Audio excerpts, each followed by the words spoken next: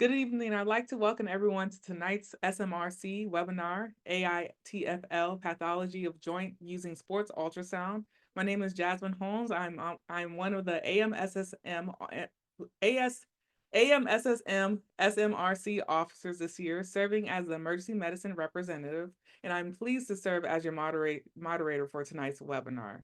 Tonight, it's an honor to have Dr. Olufade, Alfy Olufade, serving as our featured speaker. After his presentation, I will serve as the moderator for our Q&A. Please enter your questions in the chat anytime during the webinar, and I will read each question during our Q&A segment. Now it is my pleasure to introduce Dr. Olufade, Alfy Olufade. Dr. Alfy Olufade is an assistant professor of orthopedics at Emory School of Medicine. He is board certified in physical medicine and rehabilitation, sports medicine, and interventional spine. Dr. Olufade received his undergrad degree at Rutgers University in New Jersey and went on to attend the Robert Wood Johnson Medical School. He did his residency and postgraduate training at Temple University Hospital and Krauser Keystone Healthcare System in Pennsylvania. Dr. Olufade practices sports medicine with a special interest in youth sports, active adult, regenerative medicine, and orthobiologics, including platelet-rich plasma, bone marrow aspiration concentration, lipoaspirate injections. His approach is focused on the non-surgical treatment of sports and orthopedic injuries, including ultrasound and fluoroscopic guided procedures. He treats adolescents and adults, and his patients range from middle school students to professional athletes. He's involved in research and regenerative medicine and has presented at numerous regional and national conferences.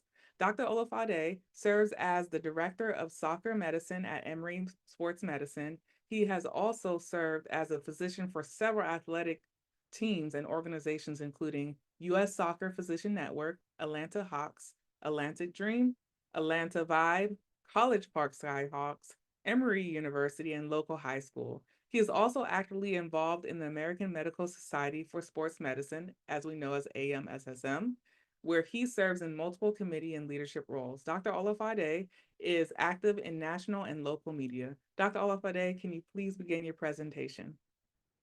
Thank you very much, Dr. Holmes, for the warm introduction. Can you see my slide okay? Yes. So I'll be giving a topic on AITFL pathology in joint ultrasound, using sports ultrasound. Oftentimes when you say the word AITFL, some people just call it more of a syndesmotic injury or anterior inferior talofibular ligaments. So I will probably use those words interchangeably during the next 45 minutes or so. So this is kind of a little bit of outline of what my conversation or what my discussion is going to be. Very briefly, we'll speak about the anatomy. We'll go over some of what the Easter pearls we should kind of have in mind. We'll go over some of the physical examination pearls. We'll talk about a wide range of imaging studies. Obviously, we'll highlight ultrasound more specifically. We will discuss some of the decision-making process that should be used when you evaluating and diagnosing and treating syndesmotic injury. And lastly, but not the least, we'll briefly mention the treatments. As you can see the picture to the right, it's a complex structure that we're dealing with. There are several different ligaments that's present in the foot and ankle complex. My goal is to be able to highlight specifically the ligaments on the lateral aspect as well as the anterior aspect. On the lateral aspect, you have the posterior talofibular ligament, the calcaneofibular ligament, as well as the anterior fibular ligaments. On the anterior aspect, where you have the AITFL, and as well as the posterior aspect of the lateral complex, we have the posterior anterior tibiofibular ligaments as well too. So we're all going to run into cases like this. I think it's incumbent on us to kind of get good history, get a good understanding of what the mechanism of injury is, and be able to come up with a physical examination and a management for it. So we're going to use this case as an example. 17-year-old football player who presented to the sports medicine clinic after injury playing football. He doesn't specifically remember the mechanism of injury, but remember he was run into and tackled from the outside, the lateral aspect of the ankle. It was unable to bear weight on the ankle after the injury, and it presented to the sports medicine clinic for further evaluation. He walked in with a walking boot. So ankle sprains is something that's very, very common. And when you have ankle sprains, probably about 12 to 20% of them will have a syndesmotic injury, also called a high ankle sprain. I will go into the details what a syndesmotic injury or what a high ankle sprain is, but it's suffice to know that one of the reasons why we don't want to miss this is, even though it's missed about 20% of the time, is the treatment and the management is slightly different from a regular lateral ankle sprain that you might have. Rehabilitation and the treatment plan for them can be different as well too. So that's why it's incumbent on us not to just say somebody rolled their ankle, but be able to kind of find out the definitive diagnosis in order to provide appropriate treatments for the athlete. So when we talk about the ankle syndesmotic complex, there are four main structures that kind of allow that distal aspect of the fibula and tibia to hold up. The first is the anterior inferior talofibular ligaments, and its function is actually to limit the amount of external rotation that you have of a fibula. So if you go back to that 17-year-old football player, when you have that rotation of the fibula, that's what will result into the injury. One of the reasons why we're specifically highlighting the anterior inferior talofibular ligaments is out of all the syndesmotic injury ligaments, that's the weakest. So they are more prone to having the injuries. The next set of syndesmotic structure we have is the interosseous membrane as well as the ligaments. And those prevent lateral translation. So if you have an extreme lateralization of the fibula, will result into disruption of that ligament and the membrane. And lastly, but not the least, is the posterior inferior talofibular ligaments, which limits the amount of posterior translation that you can have. So I mentioned earlier, these are the four main structures, but the AITFL is the one that's mostly injured. And so part of this discussion is to talk about how to diagnose, how to get a good understanding of what the injuries are and have the proper imaging studies to support it. Before we move on, it's important to kind of also keep in mind the vascular structures that are present over here. The fibula, also called the peroneal vascular structure, innervates most of the ankle. And the key thing to keep in mind is when you have a syndesmotic injury, if you have the injury that's a little bit more proximal, you could actually mess or disrupt the peroneal artery. So it's important to make sure you check for neurovascular blood flow in this type of injuries, just to make sure you don't have anything specific or severe go on. So the mechanism of injury can vary a little bit. It could go from a direct impact, which is kind of what I alluded to in the 17-year-old football player that was mentioned. But oftentimes you could have a sudden changes in the direction on an uneven motion. Oftentimes there's a little bit more of an external rotation motion that goes into the ankle, and that's what compromises the AITFL as well as the syndesmotic complex that I mentioned earlier. So when we have an athlete, for example, the football player that I mentioned, the first thing to kind of keep in mind is what are some of the history that makes you think this is just more than an ankle sprain? You have a syndesmotic or AITFL injury. Out of all the folks that had this injury, 72% of them were seen to have pain out of proportion, 3 out of 4. About 3 out of 5 of them were found to have inability to hop after the injury occurred. And about 50% of them had the mechanism of dorsiflexion with external rotation trauma that resulted into the pain. So if you can, it's important when you talk to that athlete or that individual to kind of see if any of this history is suspicious of a high ankle sprain and not necessarily a regular ankle sprain. So about physical examinations, there's several of them to keep in mind. You could just palpate the anterior inferior ligament around the proximal syndesmosis area.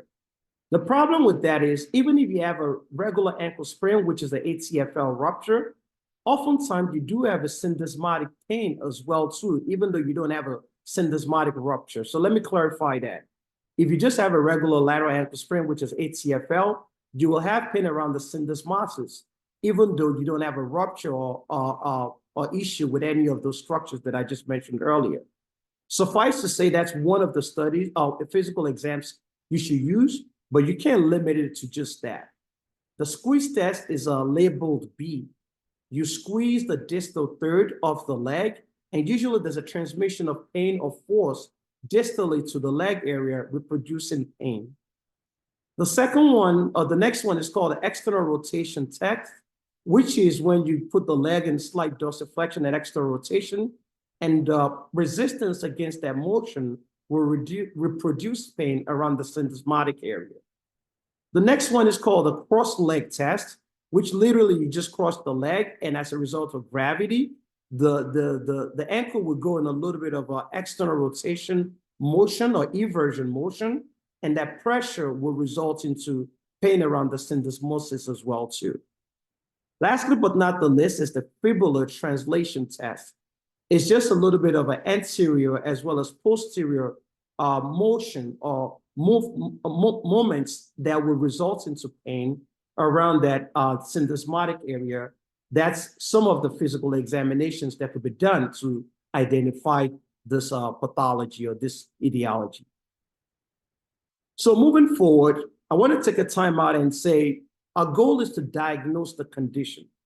So I remember when I was a student and when I was a medical student and a resident, I was under the impression that oftentimes all high ankle sprains needed surgery.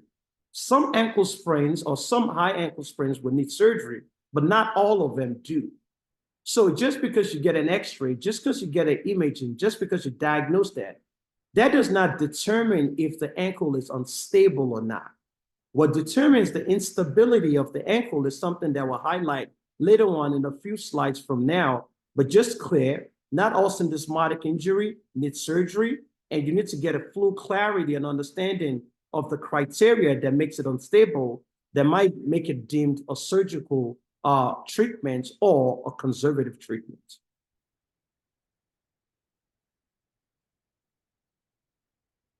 So a lot of times when we have high ankle sprain, just like we have in most sports medicine clinic, the first thing you do is a conventional radiograph.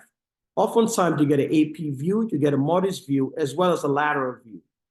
Sometimes you'll get a stress view to be able to see if the ankle joint is complicated or compromised. So there are a couple of different phrases to kind of have a better understanding. The first is the tibiofibular clasp space.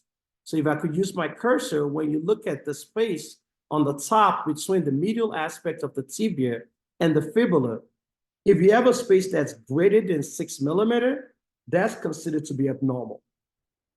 Oftentimes, when you get other structures, there's an overlap that you see also between those medial aspects of the tibia and the fibula. It's considered normal if it's greater than 6 millimeters. But if it's less than that, that means there's a compromise that's also occurred as well.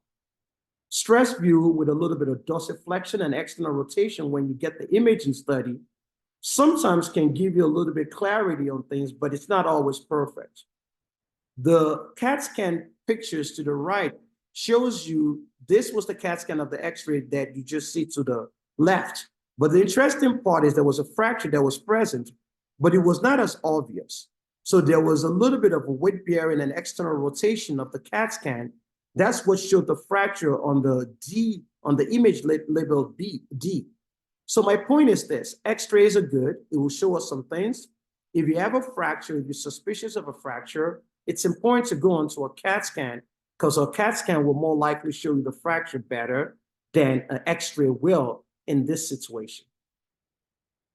I think it's also important to know that if you have chronic conditions, the radiograph is not going to give you those subtle things that you could see, for example, by using the ultrasound to identify some of the different ligaments. X-ray will not show you those ligamentous instability as well as the ultrasound will. So very briefly about CAT scan before we kind of start talking a little bit about ultrasound. If you have an unstable or malreduced syndesmotic injury, in a fracture of an ankle setting, ankle fracture, CAT scan is absolutely necessary. If you're trying to identify the widening of the syndesmotic area by about 1 to 3, it's also very important to make sure you get a CAT scan because it'll be able to kind of let you know how much, if there's other concurrent issues such as fractures. So MRI. The goal is, MRI is usually the gold standard from a diagnosing standpoint. In the next few slides, we'll see some of the ligaments that we want to pay special attention to, including the ATFL, CFL, AITFL. We'll show all those structures. So a lot of times when we get this imaging studies, for example, even the studies that were done, they were done in comparison to what the findings are done in MRI. So one of the limitations that's been seen in MRI is this. So let's say, for example, somebody sprained their ankle in week 1. Let's say you treat it conservatively and you go to week 6. Some of the ligamentous injury, you're actually not going to see that anymore at week 6 because you don't have any of those signal changes that's present. Randall et al. Did a study, and it shows that at week 6, you had about 94% instability that you saw on the MRI. But when you kind of waited for about 12 weeks to get the same imaging on the same people, you only recognize ligamentous instability in only about half of them. The second thing that's important, and this is not specific to MRI, is even though we're going to be talking a little bit about the anterior aspect of the ankle, it's very important to see what's going on other parts, including the lateral and the medial aspects.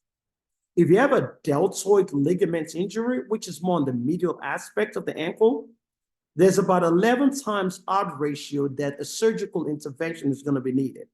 So back to the conversation I was saying, as a medical student, as a resident, if somebody has a high ankle sprain with a deltoid or medial ankle involvements, then they're more likely to be the one that's unstable that needs surgery. When you look at the picture to the right of the, my slide, the first arrow shows what a anterior talofibular ligament looks like. The next one shows where there's been a little bit of a sprain of the ligament. So you have the black, which is the hypoechoic, whereas a ligament is supposed to be fibrillar and white in nature. The ligaments where the second arrow is on the top is showing a little bit more of a darker hypoechoic finding. And the third image on the top shows where the ATFL is, where you can have a little bit of compromise or injury or a decreased darkness of that ligament. The second picture you see at the bottom is what the AITFL looks like. So that's the medial aspect of the fibula and the tibia. The image to the right also has the arrow where you see that increased signal change, which is white in color. And that's where it's showing that you have a partial tear of the ligaments that's happened and that's occurred. So enough about the introduction. Now let's get to the meat of some of the conversations we're having today, which is ultrasound. So why are we using ultrasound for some of these pathologies? Obviously, it's dynamic, and I'll show that to you in a few minutes, because it's often showed that when you have capabilities of doing a dynamic testing, you're more likely to have a better understanding of the injury and be able to have a better diagnosis. It's cheaper. An average MRI, depending on where you go, what part of the country you go, could range from about $500 on the cheaper end to as much as $1,300 or $1,400 on the more expensive end. When you have chronic conditions, like I showed you on the previous MRI, you lose some of those findings. But when you have a chronic condition, the ultrasound, you can still scan and see those pathologies and be able to understand it better. One of the key things, the comparison to the non-injured, especially the AITFL that I'll be addressing, a couple of studies shows that when you have that comparison between the injured and uninjured, it actually allows you to delve in and be able to be sure of your diagnosis, such as a high ankle sprain in this situation. So this is going to be my ligament scanning protocol. Most of the time we'll be sent on the anterior aspect, where we're going to address the tibialis anterior muscle and tendon, the extensor hallucis longus, the extensor digitorum longus. We're going to talk about the anterior joint recess. We're going to talk about the pterocrural joints. We're going to address and delve in a little bit in the anterior inferior tibiofibular ligaments, We're going to talk about and highlight some of the structures, including the deep peroneal nerve, as well as the tibial anterior artery. But we're not going to stop at that. Like I mentioned, in order to get a full understanding of what's going on or what the condition is, if it's stable or unstable, or what the treatment plan should be, it's essentially, and it's very important to also scan the lateral aspect of the ankle and sometimes the medial aspect. So let's start with a scanning. Oftentimes, what I do is I start a little bit more proximally with a knee in a flexed position. We will have the scan starting from a little bit proximally and go distally. The first image that you see that's labeled A is prior to getting to the joint space. The first arrow to the left of me is where the tibialis anterior is. And the tibialis anterior, you see it's right here. And you have some neurovascular bundles over here. And you have a extensor alicis longus that's present here. And you start to see a little bit of the extensor digitorum that's coming in over here. As you go from the more proximal distal, this is when you start getting to the joint over here. When you get to the joint, now you kind of have the tibialis anterior that's present here. You have the extensor alicis longus, and the digitorum structures are more lateral. It's important to keep in mind of this neuromuscular bundles that you have over here. You have a tibialis anterior artery that's present over here, and you also have the deep peroneal nerve that's sitting over here. So starting proximal and going distal, you're able to highlight some of the structures. The tibialis anterior tends to be more medial one, and as you go laterally, that's where you find the extensor digitorum brevis muscles and tendons. This is also another schematic suggesting this is the medial aspect, and this is the lateral aspect. You could see where we see the tibialis anterior, you see the extensor alicis, as well as the digitorum that are over here.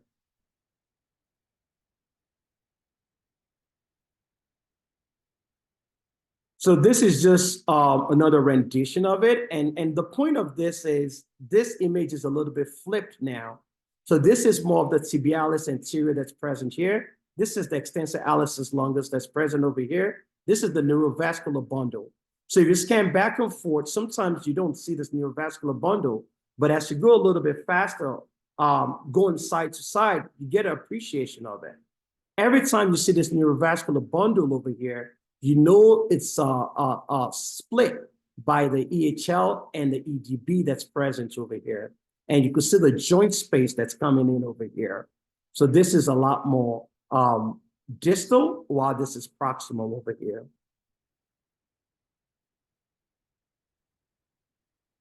So as you go more distal, now you're going to identify and take a look at the anterior joint recess. In somebody with a fusion, you're going to have a little bit more hypochoic collection that's present over here. This could be in the form of a bad ankle sprain in form of a fusion. Loose bodies can occur over here. You could have anterior impingement with or without. We could have synovitis with or without anterior impingements as well too. So just kind of give you a schematic. We started a little bit proximal, and we kind of went a little bit distal, and we're sitting down right around here now. You could get a short axis view as well as long axis view over here, and you're able to kind of highlight and see this too well. So this is what a normal anterior joint recess will look like compared to one that's a little bit more, adds a little bit more pathology to it. So one of the pathologies that you could have is a little bit of effusion that's present on the joint space right here. And when you put your collar Doppler in, you will see a little bit more increased signal change. You could see that with soft tissue impingement as well as bony impingement as you see this osteophyte that's present. This is not uncommon at all in a lot of soccer players, just because of the repetitive nature of the chronic kicking and different injuries that they've sustained. They tend to have either bony as well as a soft tissue impingement. So this space right here allows you to appreciate it and see how much synovitis and effusion and sometimes signal changes that you have. So this is probably one of the more important slides moving forward. And the reason why this is important is this is what gives you a little bit more better understanding of how you should hold your probe, where you should pull your probe, and what is the best way of identifying the structures that you want to. The way I want you to think about this is think about the distal lateral malleoli over here, and just start understanding that this may be like the 12 o'clock, the 3 o'clock, 6 o'clock, 9 o'clock, and back to 12 o'clock. So when you identify the anterior inferior talofibular ligaments, which is the structure, you kind of have one side or one end of your probe here, but the other one is going medially, almost looking at the 2 o'clock on the clock. When you're trying to identify the ATFL, you put one hand of a probe over here, and you aim the other one a little bit more medially, aiming for the 4 o'clock of the clock that you add. To identify the calcaneofibular ligament, you want to aim for like the 7 o'clock. And lastly, but not the least, even though this is not the best view to see it, if you want to kind of look for the posterior talofibular ligaments, that's going to sit a little bit, but the way to look at that is a little bit different. Suffice to say, AITFL, 2 o'clock, ATFL is 4 o'clock, CFL will be 7 o'clock, and you can probably see some posterior inferior bundles at around the 9, 10 o'clock. I will come back a lot to this because when you hold your probe and you're kind of trying to evaluate, these are the landmarks that's very important to be able to know and assess.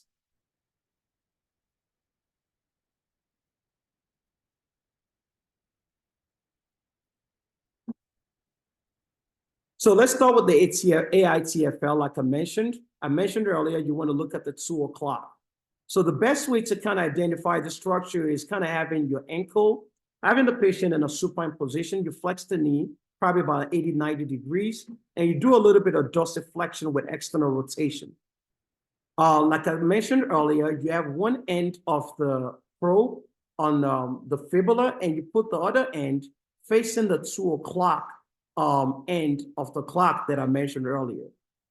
In a disrupted anterior inferior talofibular ligament, you see this hypoechoic components, which is showing the disruption of the fibrillar look that you should have.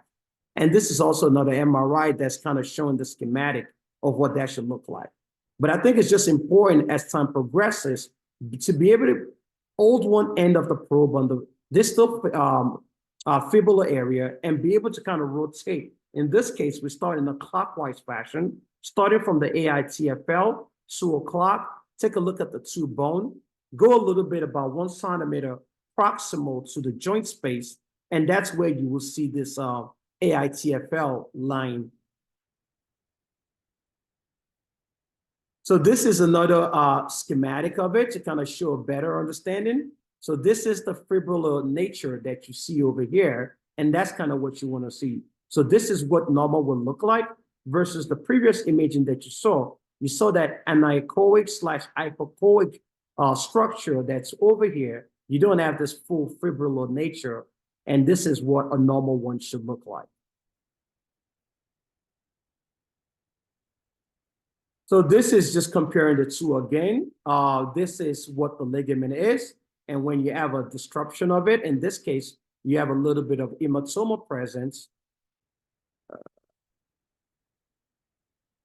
When you have a little bit of hematoma presence, it kind of obstructs that.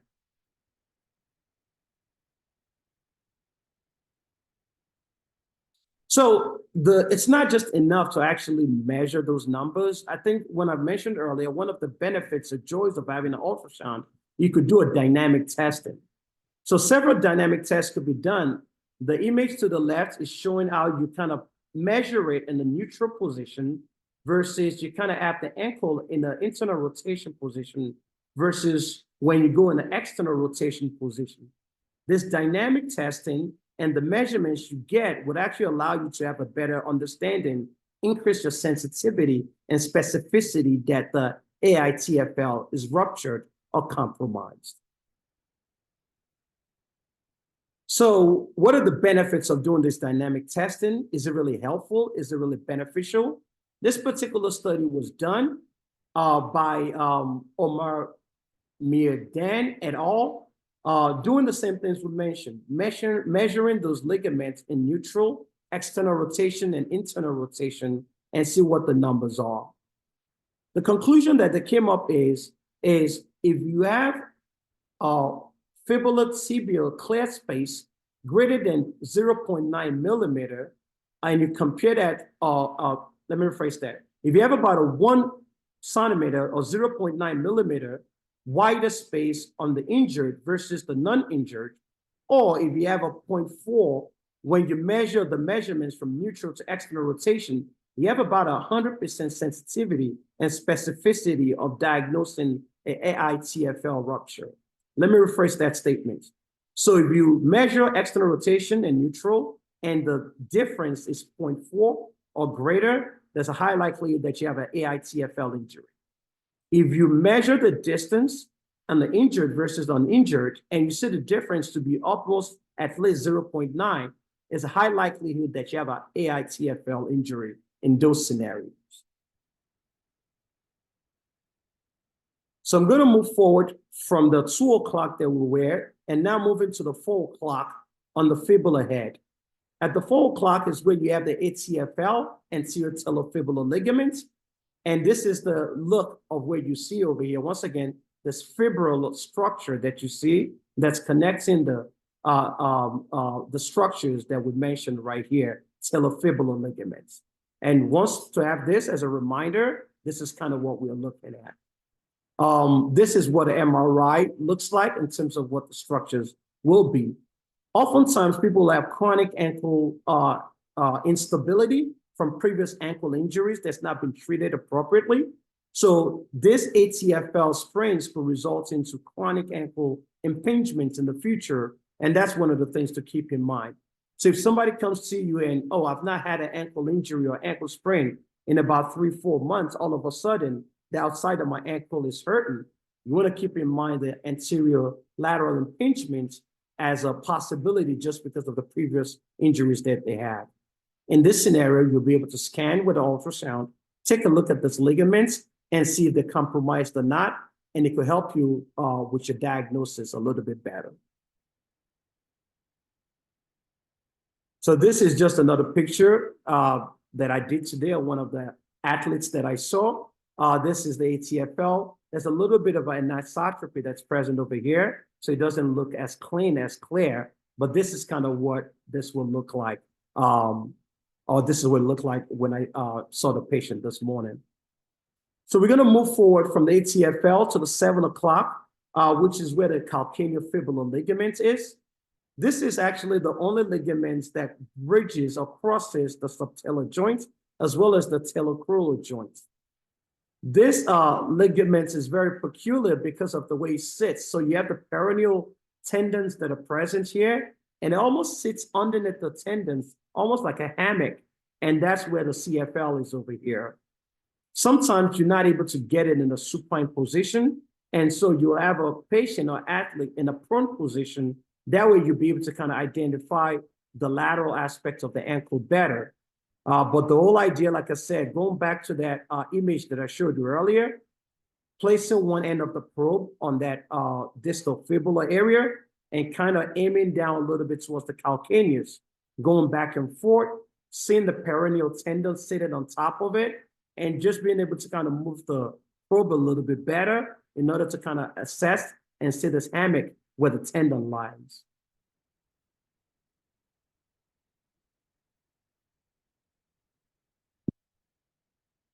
So I showed you what normal looks like, but this is what a disrupted one will look like over here. So oftentimes I mentioned it should be fibular and should go all the way over here. You have the peroneal tendon that's sitting right on top of it, but this hypoechoic and anechoic structure that you have over here confirms that. If you do the CFL evaluation, it's important to kind of do a little bit of inversion. That way you could kind of put your probe a little bit more and have a better way of having a little bit of being able to touch the skin and seeing the ligaments a little bit better.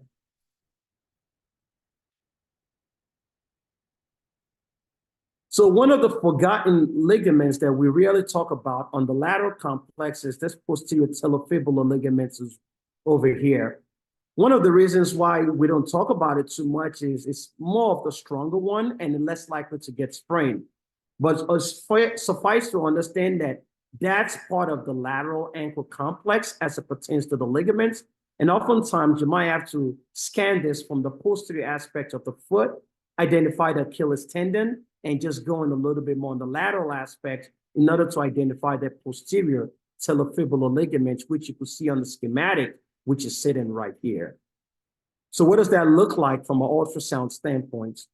The ligament we're looking at is this one over here. And this is kind of the same thing we're looking right here. That's kind of what it looks like. So that's kind of a little bit more tricky one to get, but with repetition, it's something that could definitely be seen very well. So I mentioned earlier, we discussed instability, we discussed ankle sprain, we discussed the need of at least being able to identify the medial aspect, because oftentimes that's what's going to give you a better understanding of what the clinical picture is. The deltoid ligament has 4 different aspects or branches to it or attachments. And it's important when you identify this, just being able to make sure you kind of start anteriorly and try to span a little bit posteriorly to make sure you kind of get a full image of what the ligaments look like spanning and being able to kind of take a look at every single one of them. So this is the one that kind of did in the office today. And looking at the deltoid ligament, you can kind of see it as it kind of goes all the way down here.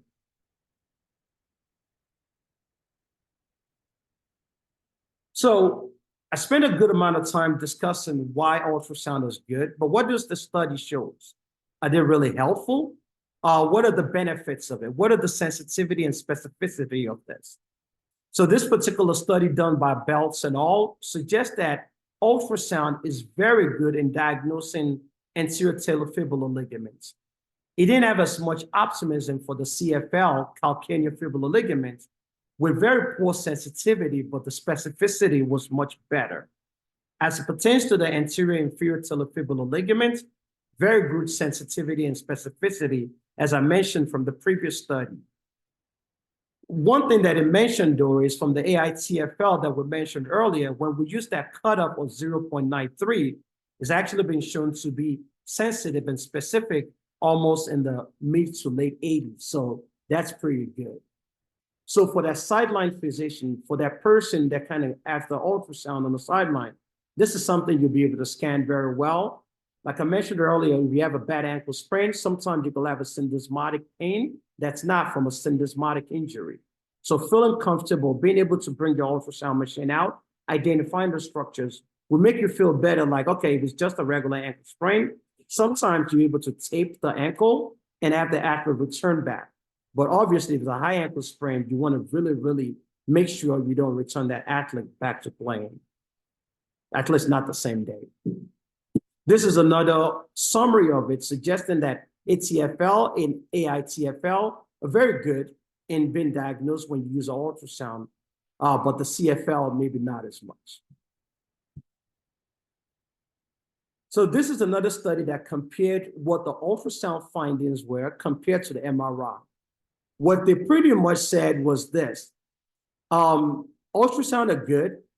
They could diagnose ATFL well, but they're not great in differentiating between grade 1 and grade 2 ATFL.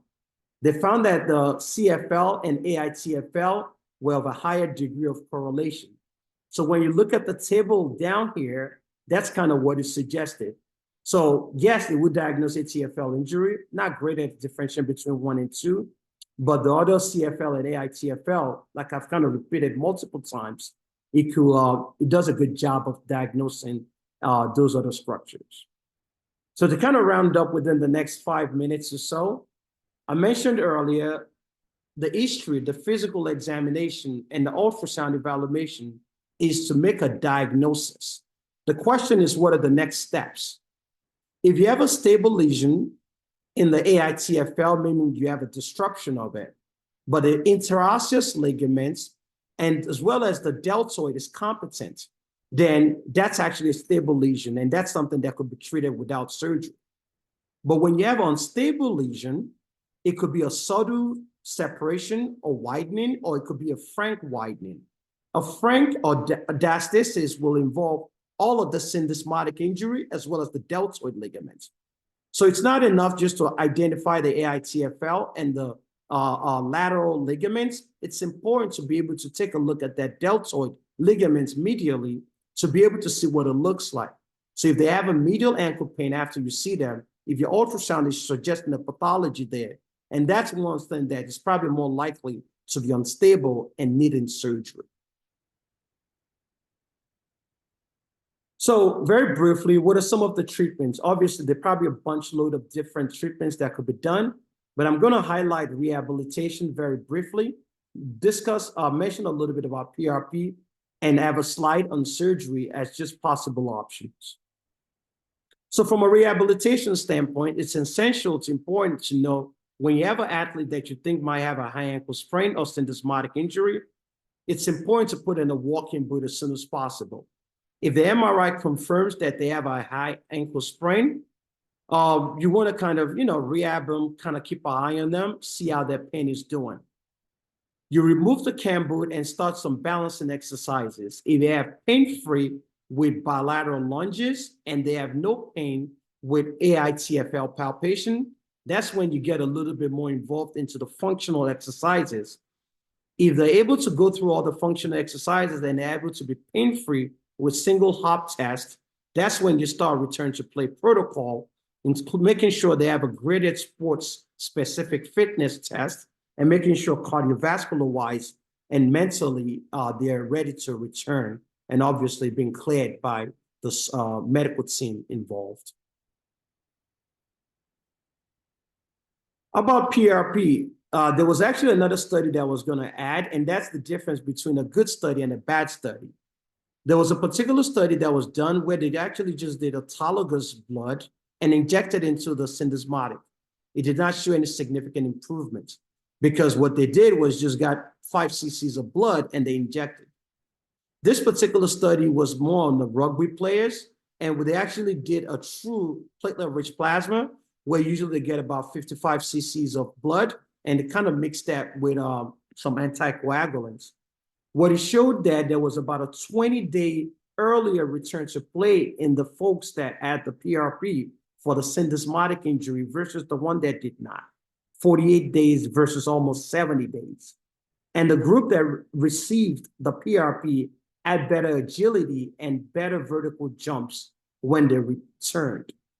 Obviously, traditional rehab is what is recommended, but sometimes, especially in the collegiate and professional realm, if they find or if they see that there's something that could return the athlete back a little bit sooner, something like PRP is sometimes done to accelerate that healing process, which is very different from somebody that you see who is just a middle school or high school with a high ankle sprain that doesn't have as much necessity or needs to return back to sports as soon as possible.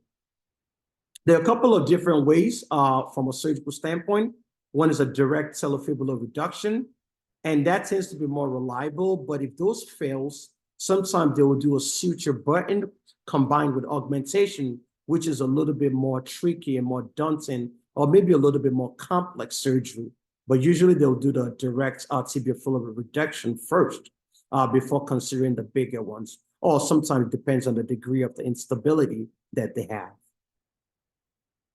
So what I was hoping to be able to convey to you guys so far is this. High ankle sprain is real, it does occur.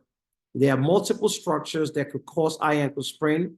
The anterior inferior telefibular ligament is one of the weakest one as a result of the one that gets mostly injured. There are multiple different ways to identify syndesmotic injury, including x-rays. If you think there's a fracture, CAT scan is important. The gold standard in identifying high ankle sprain and ligamentous injury is an MRI. But in cases where you have chronic conditions, in cases where you want to have some dynamic testing, or ultrasound is more appropriate for that. When you do an ultrasound assessment, it's just not important to identify the AITFL. You want to identify the other ligaments around the structure. You want to identify the lateral complex of the ligaments as well as the medial complex of the ligaments. Depending on what you see in those structures and depending on what the measurements are. If you measure the two and you measure about 0.9 millimeter difference between the injured and uninjured leg, then there's a high degree that the AITFL is compromised or sprained. If you measure the external rotation and you subtract it from the neutral and you measure the amount of the length of the ligaments, if it's less than, or if it's greater, I'm sorry, than 0.43, then there's a higher likelihood that you have that injury as well. Multiple studies, including the two that I highlighted, have shown that ultrasound is more than capable of diagnosing this AITFL injuries. But it's important to not miss these conditions when you see it. A good history and exam is needed to identify it. Ultrasound is very helpful, but I reiterate, not all mechanical failures translate into instability. So not all injuries you see on the MRI or the ultrasound results into instability, but they have the injury. Obviously, you have to treat them appropriately. These are some of my references, and I will stop sharing and take some questions. All right. So it looks like there are no questions. Sounds like you did a very thorough job, Dr. Olufade. Thank you. So before we conclude tonight's webinar, I want to encourage you to join us to the following upcoming sessions. So this Thursday, October 24th at 9 p.m. Eastern, we'll be holding our next Journal Club meeting with 3 presentations from the top 120 articles. We also have Monday, October 28th at 9 p.m. Our student interest group, MSIG, is continuing their webinar series of textbook injuries, which we're talking about wrestling, boxing, mixed martial arts, and weightlifting. We also have another event the following Tuesday, October 29th, beginning at 7 p.m., where we'll have another SMRC webinar talking about plantar foot pain. On behalf of the members in attendance tonight, thank you, Dr. Olufade, Alfy Olufade, for his excellent presentation, as well as thank you for everyone attending tonight's webinar. It's my pleasure serving as moderator tonight. This concludes tonight's webinar. Thank you, guys.